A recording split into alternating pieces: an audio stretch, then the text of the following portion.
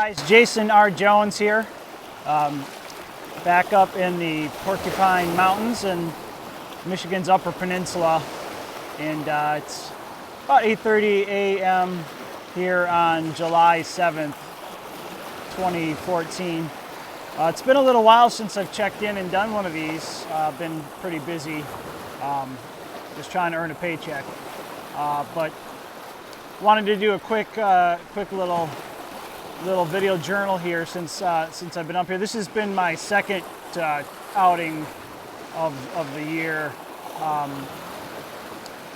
Early May, we went up into the Leelanau Peninsula, downstate Michigan, and Leelanau Peninsula is famous for their fruit trees, grapes, cherries, apples.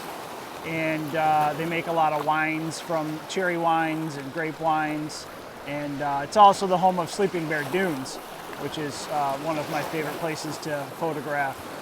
I really love that area up there. But I did some journal logs, didn't really turn out well, and I just never had time to try to slap them together. But anyway, we've been up here since July 4th. I'm up here with my family, my wife and my daughter, and right now they're back in the camper sleeping. Summer in the UP is black fly and stable fly season, and they are out like the plague. You walk out of the trailer and it's just covered, you're coated with flies, and it's pretty crazy. It's pretty annoying. Just trying to get in and out of the truck and get around, but that's the nature of the beast out here. They don't have a huge period of time to populate and live, so because of the cold winters and the extremities of the seasons, so they really come out in masses in the summer. It's the time that they have to breed and to live and thrive, and then you know, they only get a few short months. So that is one thing that I would definitely put up on your radar if you're thinking of coming out to the UP. Expect a lot of flies, just crazy amounts of flies. And some days it's not bad, some days it's like something out of the Bible, like a plague. I found a spot here on just outside of Union. This is Union Bay. Found a spot outside the campground to actually get away from the flies. I tried to go down to the water right by the camper, and I was coated with them instantly. So anyway, one thing I wanted to talk about is I've been experimenting with a 617 120 panoramic back for my 4x5 camera, which will allow me to get some real wide panoramic images with one shot instead of stitching together as you would in digital. It uses 120 medium format film, and one exposure will take up three images or three normal exposures of 120 film. So I'll do a little bit of a tutorial on this at another time, but I just wanted to mention it because I've been shooting with it quite a bit and getting to know it. But this is the back. It goes on the back of the 4x5, and basically you have a take-up side and the side that you put your film in.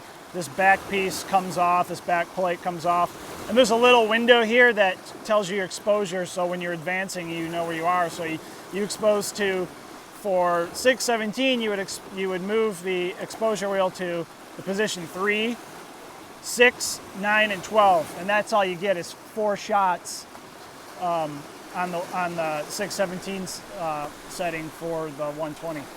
And then it has a dark slide right here that is removed and exposes the film. And there is also a focusing ground glass for that. That's a separate piece that you would set up. So you would set up your ground glass,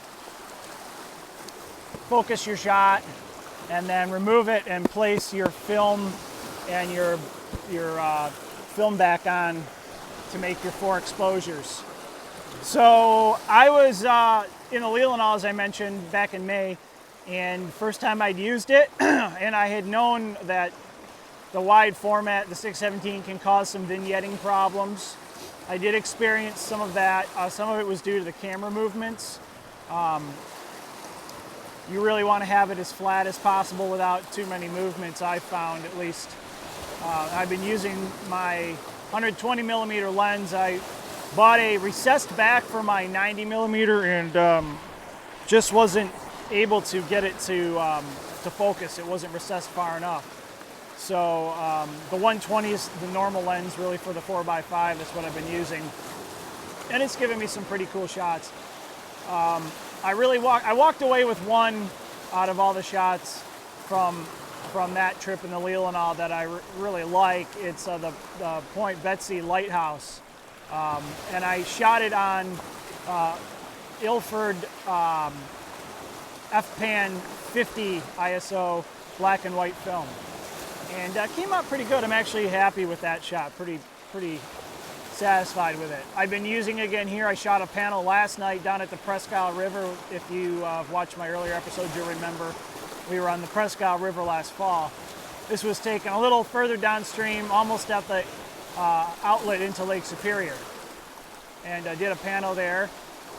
While I was there, I saw some other interesting shot opportunities that I'm hoping to maybe get back to.